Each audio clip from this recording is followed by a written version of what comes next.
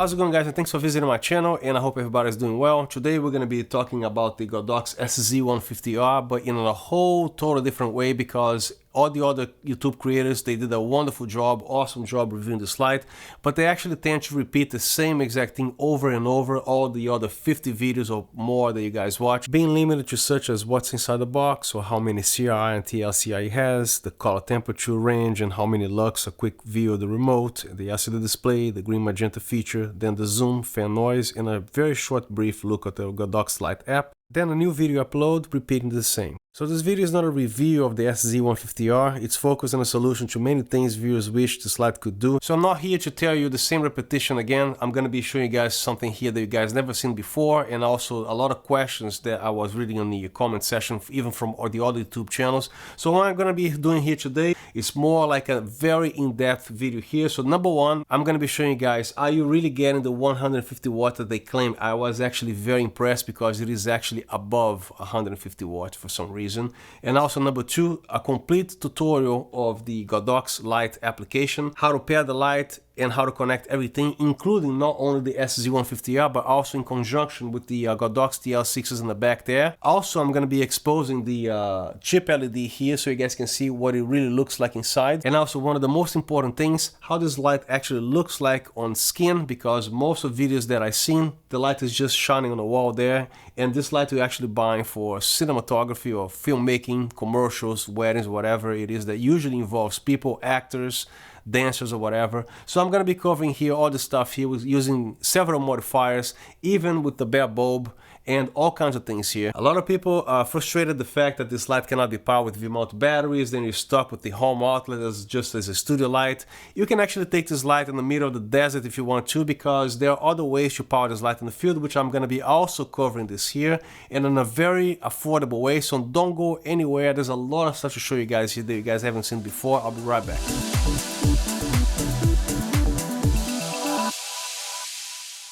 So to demonstrate all the stuff that I want to say here, I want to thank Godox for sending me this light. And by the way, the gate is definitely closed. No more sending the SZ150R. That's it. This video is not sponsored by Godox, and my opinions are always the same here. I'm not paid to say anything before or after the video. There's no preview to do here. They watch the video the same time as you guys watching. But I'm actually very glad that I have this light here, because this is definitely one of my favorite lights because of what it is, RGB, and all these other things that you can do here, the effects and everything. I almost forgot here. One of the main reasons why I have this light sitting in front of me here is to also show you guys how to update the firmware on this light, because you guys haven't seen any YouTuber to actually show you guys how to properly or how to update the firmware at all. But people were complaining before that the green magenta correction here, nothing was happening because of the firmware. And unfortunately, the light that they sent me here, the firmware has been already updated, so the magenta green correction is actually working. So anyway, if you have this light here and your firmware needs to be updated because the magenta green is not working, you can actually choose the hard way and the easy way. The hard way is to go to your computer, go to the Godox website and download the file, which is going to require a WinRAR extractor to actually extract the thing, save it to a USB flash drive, and then we can actually put it on the back here. So as soon as you turn on the light, the update starts going immediately. The easy way is to go to the Godox Lite App, and then you click on firmware update and watch the whole thing update by itself. So there's not really a need to actually even worry about the USB jack here, because the app itself can actually update your light. There's just one little thing here that people are also complaining, because the XLR plug is actually stuck in the back. You want to try to raise the light up to 90 degrees, because you can, as long as you remove this light. And the spigot here has two ways to mount. You can mount this way or in a horizontal way. So this way is the same exact way when you guys have a square panel, 2x1 or 1x1. When you put a softbox there, it's going to be limited to tilting. So all you got to do is to put the panel in the same exact position, and then the yoke is going to point further away, and then you can actually turn the whole panel with the softbox. So the same exact thing you can do with this light here. You can point all the way up 90 degrees or all the way down 90 degrees. Pretty much a 180 turn. And if you're curious about it, here's the COB chip being exposed, so you can actually see what looks inside, and the dome is actually actually made of glass, it's not plastic, but I do not recommend that you remove it, as it will also possibly will void your warranty. Plus, this dome is intended to reduce multiple shadows caused by a COB chip. So let's talk about fan noise here. Due to the size of this light here, if it's got a COB chip, it's definitely gotta come with a fan, and Godox, I think they did a very good job, especially on the previous ones, the Godox VL200 and the FV150, which I actually have both of them here. The only light here right now that's spinning a fan is the old Godox SL60W here, which I love these little lights, by the way, which I also have modified the fan, so the fan is pretty much silent. It's a Noctua F8 fan. And this light here, the fan is actually temporarily off, and I'm gonna be turning them back on here. But on this light here, they come with the same usual yellow fan that you guys see here. I'm not sure if that's the same fan or power or RPM rating, but as long as you use the proper microphone, for example, the proper microphone to record here in a quiet place like this and within walls is a hypercardioid or a supercardioid condenser microphone. So let's turn on the fan here. This microphone is less than 1.5 feet from my mouth and is pointing directly at this fan here. So let's turn on the fan, see what's going on. And the microphone is pointing right here. So even if you speak very quietly, even whisper, I don't think that's a problem, because you can hear this and it's gonna cover the fan noise anyway, right? So let's turn the microphone the other direction here.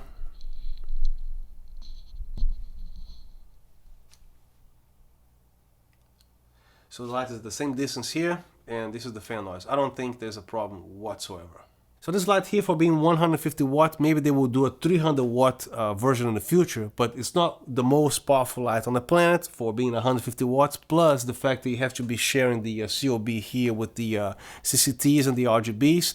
But this light here has a combination of CCT, RGB, effects, plus the magenta and green correction. So this whole package here inside a single light, it makes this light one of people's most favorite lights so far. So if you don't care for RGB, I don't know why you wouldn't, but if you want daylight only, but you like to use the zoom feature this light comes with, Godox also made the Godox 200BI, I think that's the name of the light, which has the same body, the same exact thing, except it doesn't have RGBs. Now I'm sure you already know definitely that this light will lose power when we actually turn off the fan here. So the CCT is going to be limited to 35%, and when you are on the RGB, it's going to be no more than 75% unless you turn the fan on. Now here's something that most people don't seem to understand.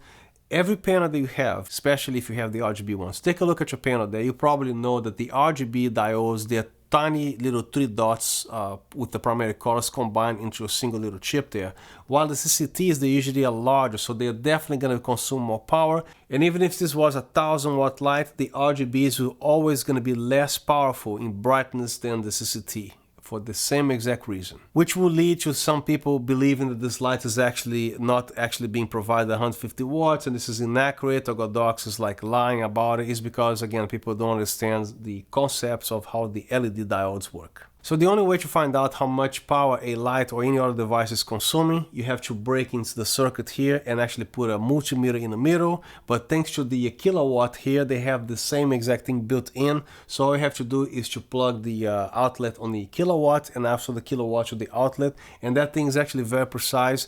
I also have a Luxury Tyco RGB WW panel. That panel is actually 250 watts and it's rated at 250 watts. The only way that panel is actually consuming 250 watts is with the RGB diode set to white at 100% power.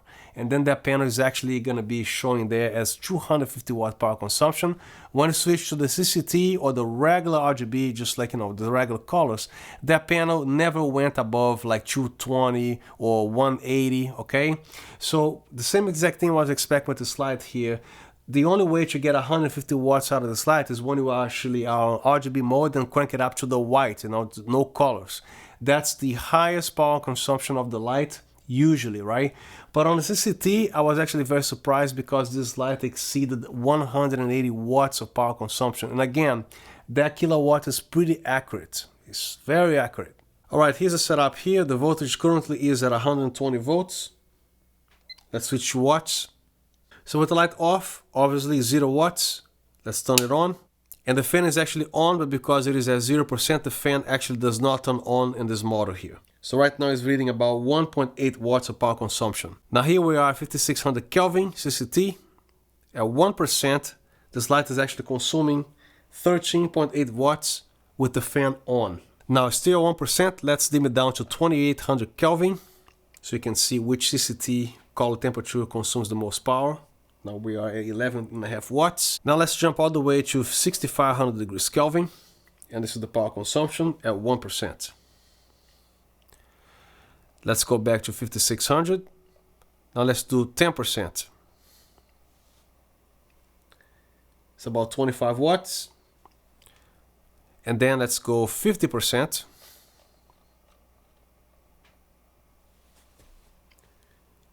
It's about 80 watts.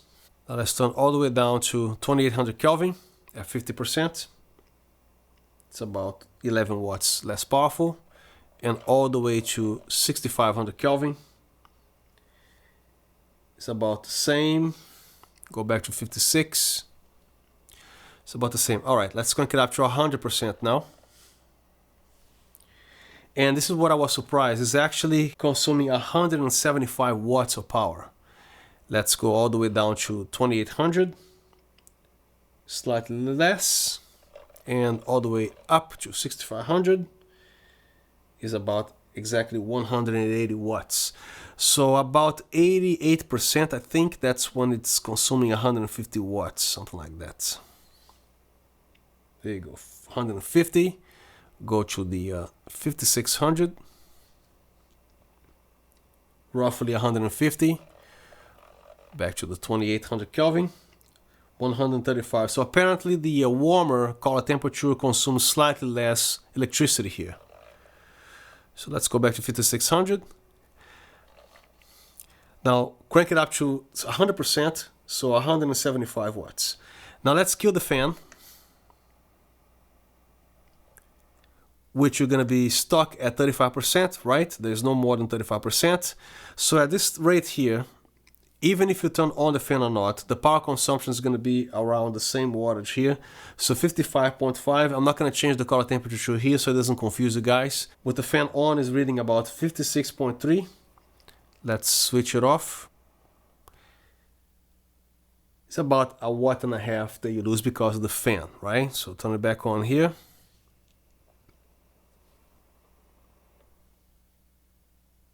So right now, 100% set to 6500 degrees Kelvin, fan on. The maximum power consumption of this light is about 178 to 180 watts.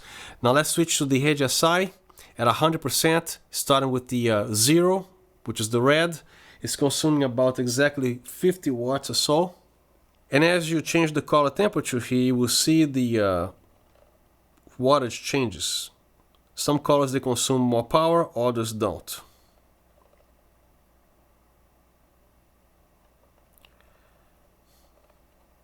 Now let's go to the green, which is, I think, is 120.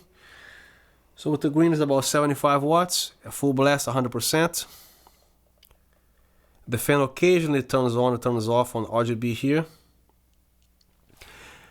This colors here, I think, is the most power consuming ones, the Sine especially. It's about 85 watts.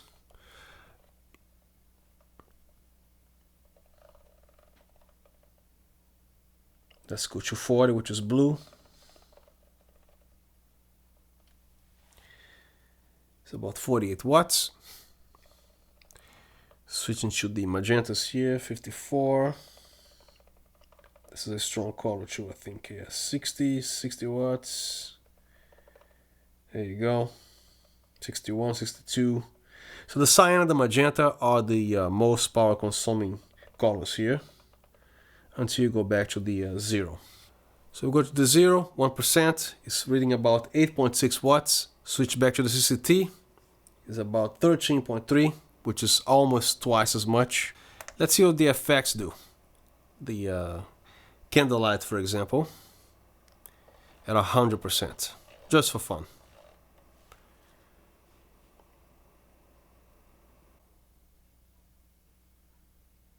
So let's see what the lighting does. 2.2 watts, and then when it comes on, there you go, 6.6, 10 watts, and then goes back to 2. There you go. And here's a quick overview of the remote control. Obviously, you have to pair this remote with this light, right? So you go to the menu here. Currently set to channel 2. It can be any channel that you want, any group you want, any ID you want. So the actual ID here, as far as I can guess, is just to avoid or helping to avoid interfering with some other devices. I personally set to have it on to ID number 1, so I'm gonna do just that. And over here you have your CCT, your RGB or HSI, and the effects. And you can turn up and down the intensity here. You can also have these presets here, 3200, 5600, 6500, which is very convenient. Also the red, green shortcuts, blue, cyan, magenta, yellow, pink, yellow, and orange. Another cool feature here that I've seen only on my Luxury Tyco 2x1 panel or my Rotolite Titan X2. The fact that you can actually do whatever intensity here, and you can actually tap this button, the light will momentarily turn it off, and then to turn it back on, press this button. Very convenient. So let's launch the Godox Lite App. First thing you want to see, I already pre-configured my TL60 here, so let's click on this here. And then you want to add the SZ150. All you have to do is to tap on the add, which is located on the top right, where you see the little plus here, add, and then select, and then confirm on the bottom. Make sure your connection here is reset in case you have problems. Just tap this button here, you will reset. It's gonna flash it a couple times. So right now the light is online. Let's click on the SZ150R. As you can see, the light responds. So right now I'm on the RGB. If you wanna find the other settings here, click all the way on top center, this little circle with the dots here. Then you have the RGBW, the HSI, the CCT, the gel filter, effects, and the color picker. So I wanna go to the CCT mode. Right now, let's set the light to 1% for exposure purposes here. So I'm going from 0 all the way to 100% on the app here, but as you can see, it's only registering 35% here because the fan is off. All I have to do is to turn on the fan. And then when I go from 0, it will reach 100% on the app and 100% here. So let's turn off the fan here. And there you go. And going back to 1% for exposure purposes here. And right now the color temperature is 5600. On the light itself, you can actually turn the color temperature all the way to 6500 degrees Kelvin. But on the app here, you can turn it up to 8500 degrees Kelvin. But to be honest with you here, from 6500 and above, I don't see any difference whatsoever. So I think this is a firmware upgrade to be happening soon, I guess. So let me go back to the 5600. And here's the actual magenta shift, which is actually working with this current software. Let's crank it up to 10% to see what happens. So magenta and green. I can see with my eye. They're definitely changing. Right now, the fan is on, so I can actually go all the way to 100%. So to access this green magenta here, simply tap on this knob here, and there you go. So I'm at 100%, so to shift all the way down to the magenta, you have the -50 and all the way up to +50 at 100%. So you're gonna find out here when you actually decrease the intensity, let's say 50%, the numbers are not gonna go all the way down to -50 or +50, right? Dim it some more to like 10%.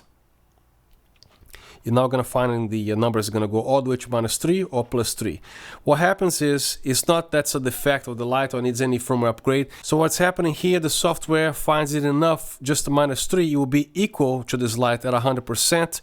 The brighter the LEDs, the more you need to go here. But when we're actually ramping it down to 10% or something ridiculously low, it's going to be the same effectiveness because I can see it changing to green or magenta. Hopefully it will show up on the camera. I think it is. Then let's go to the HSI. You can actually change the colors here. And the closer you get to the center, this is when you desaturate your colors. And the gel filter here, unfortunately, this is still not working for some reason, but the TL60s, they do work. I'm gonna show this later. So they still need to update this firmware here. Now regarding the magenta green collection, this is actually working right now. Now with the software 1.2, this green magenta here is actually working perfectly. But the gels here, Godox still needs to fix this here. But again, the TL60, they definitely work. Now on the bottom left, go back to the device list. This is when you're actually gonna be controlling the TL60s right now. And as you can see, you can actually change the colors there. I'm changing the RGB. Then you can go to the CCT and do your thing, the percentage or whatever. magenta, green, and color temperature and all that. Now let's go to the other TL60. It's going to be the top one there, same exact thing. Now this here all the way to the right, as you can see, you can actually turn off each individual lights and turn them back on again. Or you can actually assign them to a group, which right now there's nothing here, so you need to create a group. To do that, just tap in here and then edit, select, add, and then mark all three, select, confirm. There you go, now it's a group. There you go. Now you can control all of them in unison. So the same exact thing, the intensity, the colors.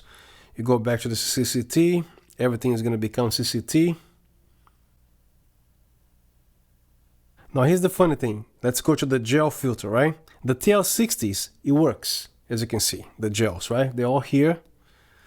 Roscoe, the blue, that color right there. But the SZ150R is not even responding, still on CCT. So this is actually non-existent so far with the SZ150R. So to undo the group, I want to go back to the controlling my lights individually. Just click here. You can also rename the group or edit, you know. I want to remove everything now because I want to control this light individually to go back to the same colors as I had before. And then you go back here, press the arrow. Now we have the TL60. This particular one, I want this particular color here. And then click on device list. I'm going to operate this light here. This one, I want it over here. Then go to the device list again. Go back to the SZ150R. So I want to leave this as CCT to 1%, 5600 degrees Kelvin. And there you have it. Now to update the firmware here, now if your firmware is old, from the app, forget about this USB port here, you don't need it. So you can actually update it directly from the app here. So let's click on the TL60, the first one, and update, and already the latest version. Let's click on the other one. I think when you click update, it's gonna check all three. I'm not sure, but it's saying already the latest version. Just to be sure, let's just click on the SZ150R, go back to the device list, update. Again, already the latest version. If it is not, all you have to do is to tap something here. It's going to be updating the firmware. And again, just in case you have a problem with this light here, just go to the menu, reset the network here. It blinks a couple times. And then you have to go back to your application here and erase this out of here. Click remove, confirm. And then go back to the add. And then click in here, select, confirm. There you go. Wait a couple of seconds and everything is back to normal. Now here's the other thing you guys are dying to see, I guess. How to power this light on the field without an outlet. As you can see, the light is dead, right? So if you want to take this on the field, no problem. And all you have to do is to get a power generator AC, as long as it is pure sine wave. If you go to Walmart and Target, you buy the cheap stuff there, which is square wave, no good. So the sine wave goes like this. It's the same exact quality of electricity that your home outlet with the clean circuit provides, which is about 3% THD, total harmonic distortion, and pure sine wave. So if you happen to have a generator at home that you're not sure if it is pure sine wave or not, don't even attempt that, because those things are only good for vacuum cleaners or one of those mattress inflators. Those things they don't mind about square waves. But devices like this, your iPhone or your Blu-ray player, any other thing that has a board or something delicate inside electronics. And this one here, the brand doesn't matter. This one has been discontinued. I actually reviewed this product, but you know, never mind, it doesn't exist. So if you search for this on Amazon, B&H or Adorama or eBay, whatever it is your preferred website, just make sure it is pure sine wave. Otherwise, make sure you ask the seller, is this thing pure sine wave? Usually they display there, sometimes they don't. So again, the light is dead. All I have to do is to plug this in here, turn it on. In this particular model here, you gotta engage the AC and check it out. There you go. The light is on. You're welcome to take this in the desert or Antarctica or in the middle of the woods, whatever you like. And there's no limitation here. As long as you turn the fan back to on here with this power generator, you can actually go all the way to 100% with this. Now keep in mind that these things do need a fan, which is right here. So, and these fans, they can be quite loud because this is a 300 watt power bank, which I recommend nothing less than this here. But don't try to connect two 150s because it's never a good idea. The same way you won't actually do 100% load on your hard drive, it's always a good idea to leave at least 20% of space there. Same thing with this, don't attempt to actually max it out. You can plug in a SL60W with this maybe, but just use one of this for this light here. If you need 3 of those lights, buy 3 of these generators or buy something more expensive, which is like a 1000 watt generator, okay? So with the rule of thumb here, just always give some slack to this here to at least 50%. So let's say you're shooting an interview on an abandoned property, which electricity definitely is not flowing on the outlet. So all you have to do is to run an extension cord, put this thing, I don't know, 25 feet away, close the door. Usually those buildings, they have doors, and then when the fan kicks in, nobody's gonna hear anything. But the fact that you can actually take this light outdoors, it's gonna be amazing and problem solved right here. So yes, you can actually take this anywhere, not only limited to the home outlet. To turn it off, just turn it off here and disengage the AC, press and hold to turn it off and safely unplug it.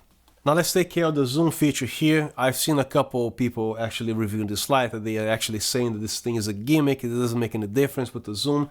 That's because they were attempting to use this light without the reflector and expecting the thing going back and forth to do any magic, right?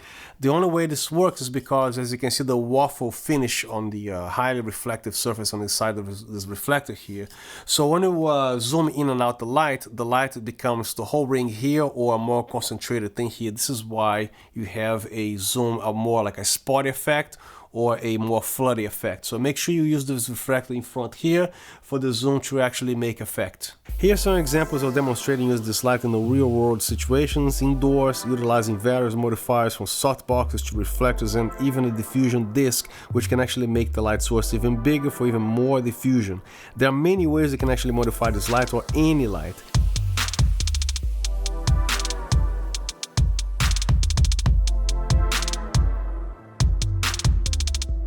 And here I even did something that most people would assume it's impossible to do with this light. I actually took this light outdoors by powering with a pure sine wave 300 watt portable AC generator placed inside a mesh book bag so it can actually breathe and be in the perfect portability, so everything is compact, and you can even make this light completely mobile, thus keeping the AC power stored neatly inside the bag without any possibility of tripping in a cord or any other accidents.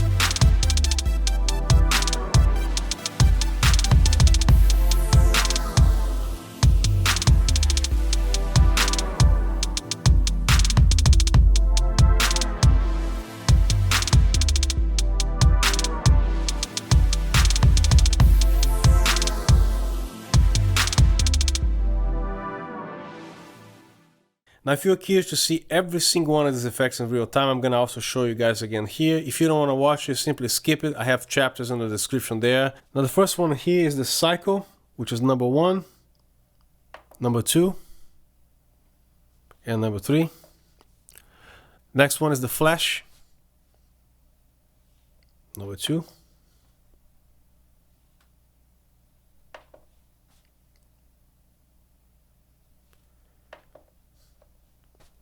Next one is the laser.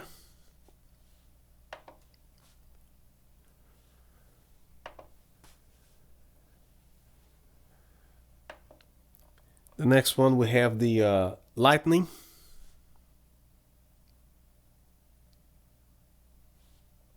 Number 2.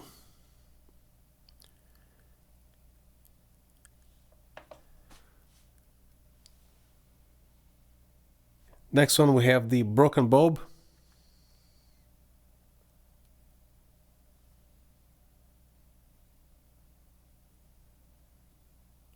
I think that's it. Then the option 2.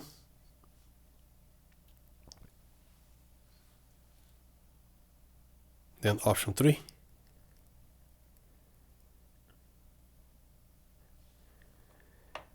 Next one, the TV.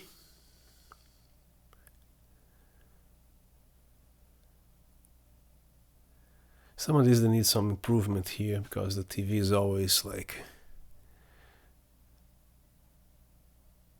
that one maybe.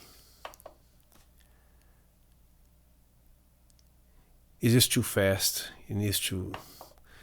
Anyway, this next one here is the candle. That's an important one. Okay, I think that's done. Number 2.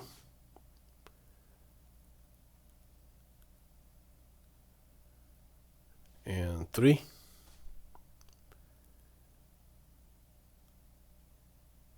Okay. Next one will be the fire. And number 2. And number 3. I think the number 1 is better. This is more like, you know, a windy fire kind of thing, right? So now don't forget that the fire actually comes not from above, just like the sun, right? If you want to have this effect more appropriate, make sure you place your light with or without the softbox on the ground, so the fire can actually come from the same height as the fireplace originally comes from, right? So make sure you put the light low for that more realistic effect. Because if you put the light on the tripod the same height as somebody's face or above, that's not going to make sense. Now the next one is the fireworks.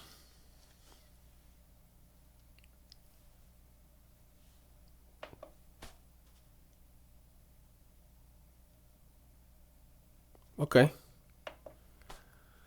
Can be better, but it's close enough. Next one will be the police car. I like the fast thing because all the lights are very slow. I actually like the fast pace. And option number 2. And 3. Next will be the fire truck.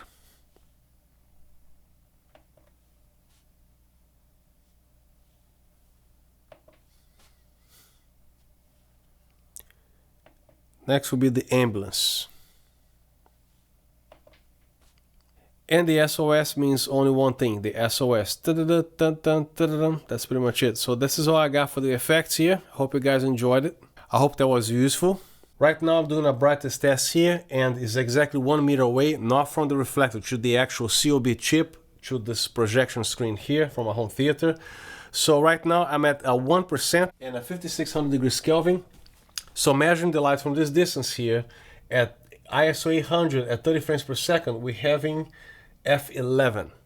Now the light is at 100%, as you can see here. And the reading is f32.7. Now it's at 2800 degrees Kelvin at 100% is reading f22.9. Now it's at 6500, the reading is 32.6. Now I'm going to be removing the reflector. And this is now how you should measure the brightness without any modifier in front of this thing here. So the reading will be